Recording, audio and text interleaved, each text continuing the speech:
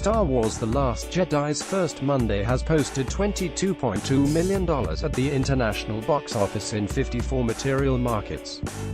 That lifts the offshore cum on Disney Lucasfilm's Rian Johnson-directed sci-fi saga installment to $253 million and puts $494.6 million in the Millennium Falcon's worldwide tank.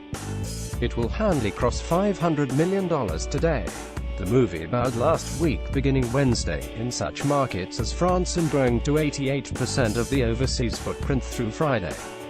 The full frame was worth $230.8 million for the Resistance and came in about 22.3% off Star Wars The Force Awakens, a great start given how hard fans had been champing at the torn bit for the 2015 film.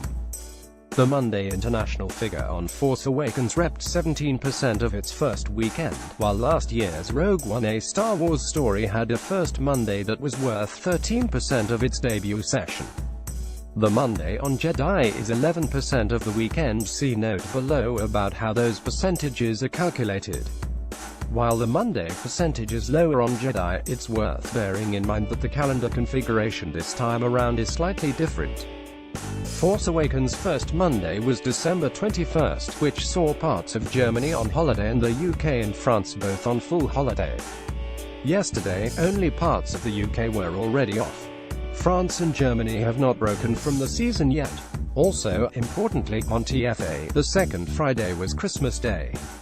This time, the holiday falls on a Monday, which means that there is expected to be a fair bit of catch-up for Jedi next weekend. In individual markets on Monday, the UK added $4.3 million to continue leading at $41.7 million.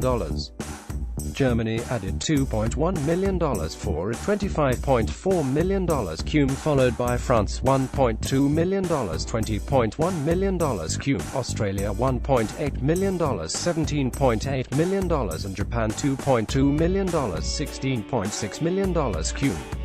Percentages are arrived at by calculating the individual market pools on standard weekend terms, i.e., in France the standard is Wednesday, in Korea it's Thursday, etc. In cases where markets release Jedi on a non-traditional day, those days are not factored into the percentages we'll be reporting for the next few weeks.